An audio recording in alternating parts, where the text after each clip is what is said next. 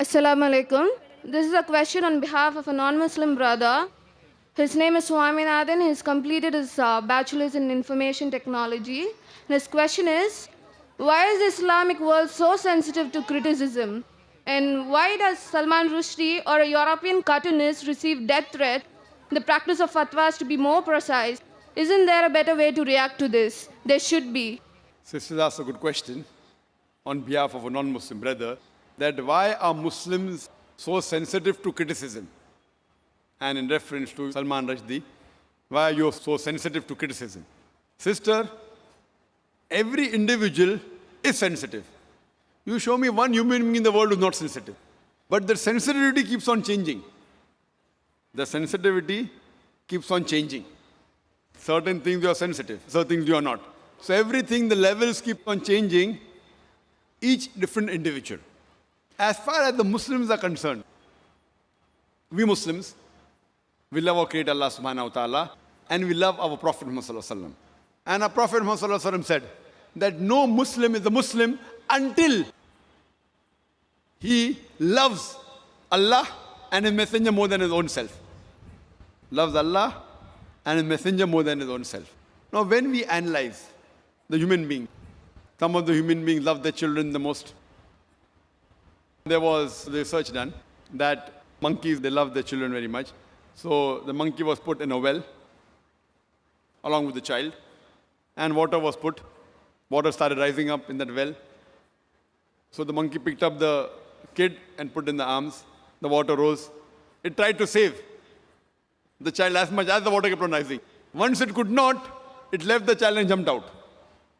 So they loved the child a lot, but own life is more than the child. So left the child because the monkey could not jump along with the child. Just an experiment. Similarly, people like the children, they like their own life, etc. But as far as the Muslims are concerned, we love Allah and His Messenger more than ourselves.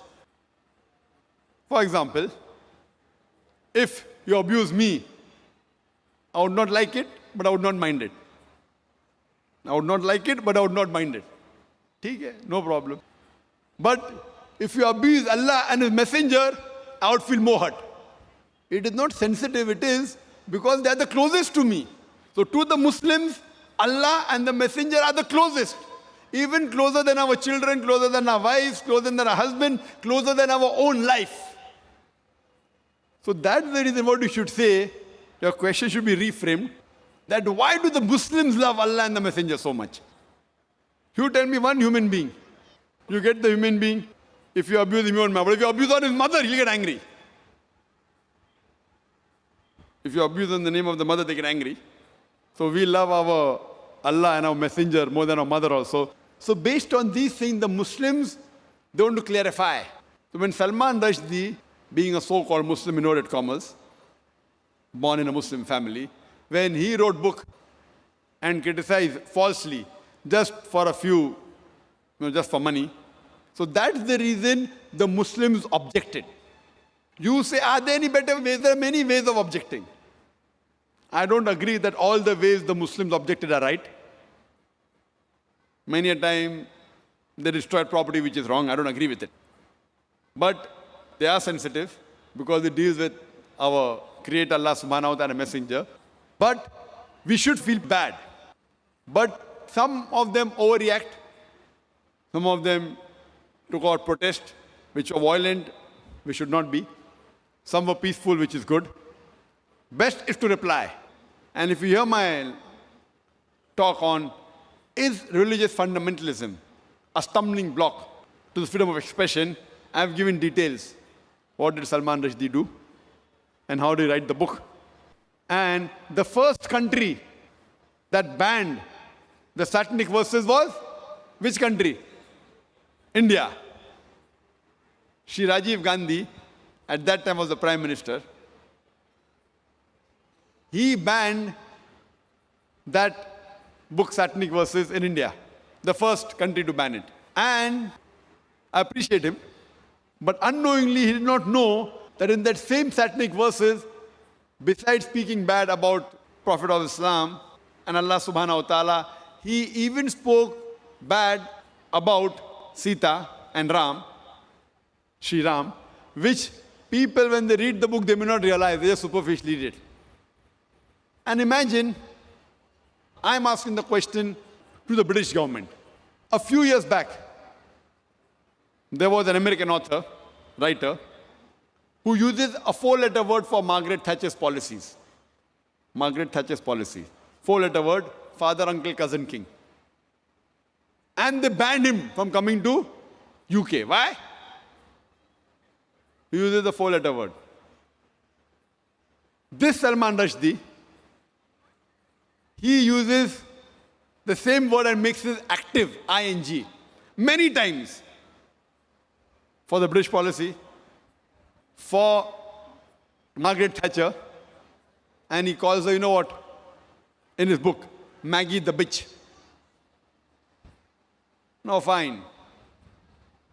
If you say, maybe the Britishers are bold, they wouldn't mind. But imagine if you meet the son of Margaret Thatcher and tell him that Salman Rushdie called you a son of a bitch. What will he do? He will hammer you. So everyone is sensitive depending upon what the sensitivity is. Imagine the same British government which banned another American author for using a four-letter word, allows Salman Rushdie. Why? The reason is why? Because he abuses our Prophet Muhammad Sallallahu Alaihi Wasallam. So because he abuses the Prophet Muhammad Sallallahu Alaihi Wasallam, they can digest the same four-letter word for Margaret Thatcher because he abused the Prophet of Islam. So this is how the policies keep on changing. So what we realize that in Islam, there is freedom of expression, the freedom of speech, but it should not go beyond the limit. It should not hurt anyone. And it should be with proof. If it hurts anyone and if it's logical and proof, it's different. But you cannot malign anyone. Maligning and backbiting is not allowed in Islam. So based on that, the Muslims, because Salman Rushdie, he maligned and he abused our Prophet Muhammad, that's the reason the Muslims felt bad and they agitated, which agree with it.